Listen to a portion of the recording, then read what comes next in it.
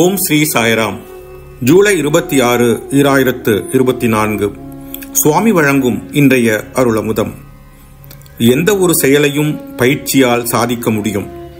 வாழ்க்கையில் நடப்பது, பேசுவது, சாப்பிடுவது, படிப்பது, எழுதுவது என எல்லாவற்றுக்கும் பயிற்சி அவசியம். நீங்கள் குழந்தையாக இருக்கும்போது உங்கள் தாய் உங்களுக்கு அம்மா, அப்பா போன்ற வார்த்தைகளை கற்பிப்பார். இவை அனைத்தும் பயிற்சியால் மட்டுமே வருபவை. உங்களுக்கு நிம்மதி வேண்டும் என்று நீங்கள் கேட்கிறீர்கள். அதற்கும் நீங்கள் கொஞ்சம் முயற்சி செய்ய வேண்டும். நீங்கள் அனைவரும் தரையில் அமர்ந்திருக்கிறீர்கள். பயிற்சி இல்லாமல் நீங்கள் சம்மணமிட்டு உட்கார முடியாது. நீங்கள் ஒரு சிறிய நாடகத்தை நடத்த விரும்பினால் குறைந்தது 10 நாட்களுக்கு முன்பே பயிற்சியை தொடங்கி விடுவீர்கள். உலகமே ஒரு நாடக மேடை போன்றது. அனைவரும் நடிகர்களே. இறைவன்தான் இயக்குனர். இந்த வாழ்க்கை எனும் நாடகத்தில் எல்லாவற்றிற்கும் உங்களுக்கு பயிற்சி தேவை.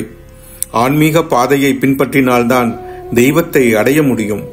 ஞானாக்னி ஒவ்வொரு மனிதனிடமும் உள்ளது. இந்த ஞானாக்னியை நீங்கள் உதாசீனப்படுத்தினால் அது அகந்தை, பற்றுதல், வெறுப்பு ஆகியவற்றின் சாம்பலால் மூடப்பட்டுவிடும். இந்த சாம்பல் எங்கிருந்து வருகிறது? அது அக்னியிலிருந்து தான் வருகிறது. முடிவில் அது அக்னியையே மூடிவிடுகிறது. அதுபோல ஒவ்வொரு மனிதனிடமும் தெய்வம் இருக்கிறது.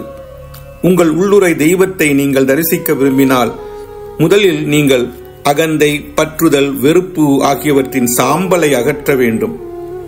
தெய்வீக அருளுரை ஆகஸ்ட் 22, 1996.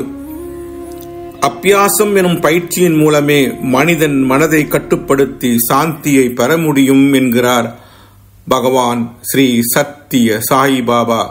ஓம் ஸ்ரீ சாய்ராம். ஓம் ஸ்ரீ சாய்ராம். ஓம் ஸ்ரீ சாய்ராம்.